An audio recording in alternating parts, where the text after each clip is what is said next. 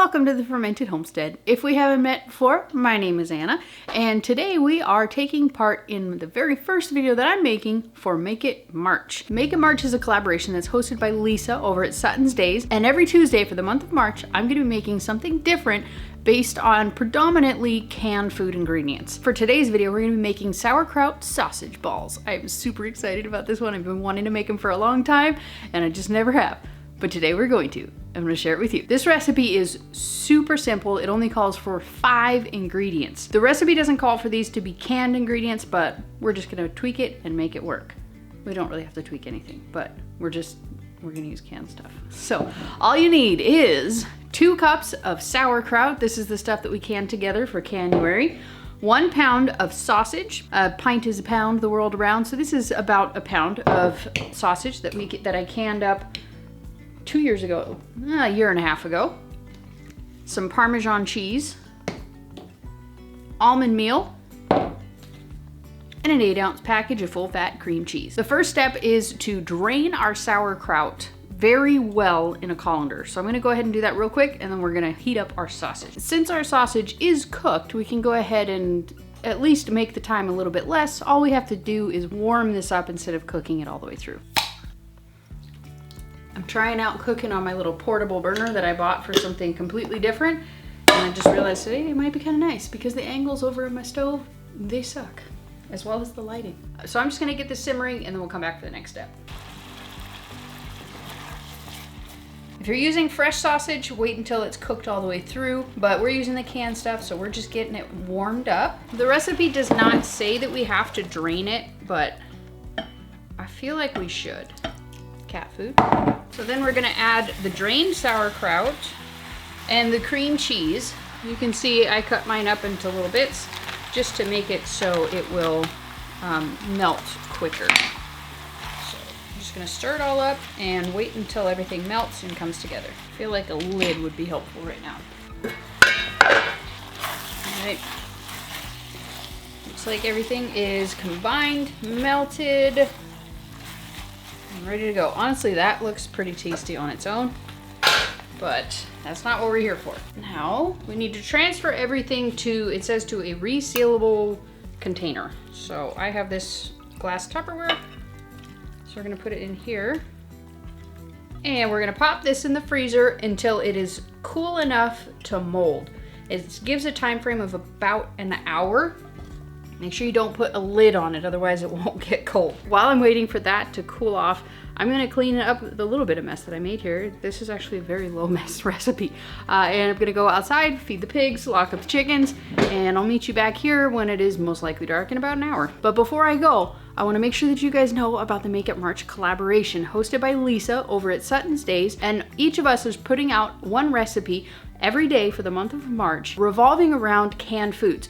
We just had January back in January, and now we're giving you a ton of different ideas about ways that you can use your canned foods, because I think a lot of us know that it's really easy to can stuff, but when it actually comes time to use those foods in your everyday cooking, it can be kind of a challenge. So in comes the Make It March collaboration, where we're gonna show you guys things that we like to do and hoping that you guys can get inspiration to either make those or take on a different project and make something totally different. But either way, we do hope to inspire you. So make sure you check the description box down below. I'm gonna list all of the channels that are taking part in the collaboration. Be sure to head over there, watch their videos, show them some love, but make sure that you guys are commenting on each of the videos that are taking part in the collaboration, because those comments are gonna be entries to win a pressure canner at the end of the month, sponsored by Lisa over at Sutton's Days. So I'll see you guys back here in about an hour. After it's chilled, we're gonna go ahead and take 6 tablespoons of our Parmesan cheese, roughly, and 6 tablespoons of almond meal,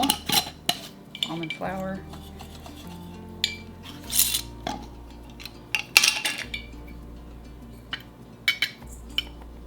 and get it all mixed up, mixed together. You can use regular flour here, no problem, but I'm gluten-free doing the keto thing, so I'm just using the almond flour. Then we're gonna take our mixture here that might have hardened a little bit much and roll it up into a ball. Let's see if our hands work here. What do you know? They do. Roll it up, get it covered in the spreading. And onto my air fryer sheet. You can deep fry these if you'd like to. You can bake them in the oven.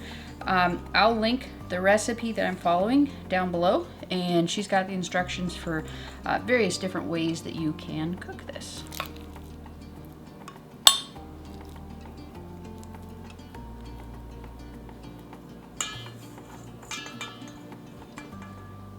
There we go. So that's probably about half of the mix, and I'm gonna go ahead and pop this in the air fryer until it's done. I'll let you know how long that was, and once they're done, we're gonna do a taste test, of course. Here they are. They're all finished. It was in the air fryer for like less than 10 minutes. It cooked pretty dang quick. And I'm not gonna lie, you guys know how much, you know my love of sauerkraut, okay? So I have already tasted them, and they're completely delicious. Okay, these ones I did pop in the fridge. I do have to say, like, they don't hold their shape very well. They got very kind of squished. This is the second batch here. I just cooked them on this tray instead. And they flattened out quite a bit, but, oh my gosh, they're so good. I don't know how to describe it. It's like tangy, it's savory, it's got salty in there. It's like just the perfect appetizer. I think this would be really good dipped in something, maybe like a peppery aioli or something like that. Maybe even some ranch would be good with this. I'm not too sure, but it absolutely does not need a dip. It is perfectly good on its own. It's nice and creamy. This is kind of the underside. The underside doesn't really get cooked, but these sausage balls are absolutely worth your time, and they throw together super fast. You saw how quick these things came together. So it's perfect for like one of those nights when like maybe you get some surprise guests and you need to whip something up, or if you're just got a hankering for something a little bit savory and you just want to throw something together that is friendly on the keto waistline, whatever. You get what I'm trying to say.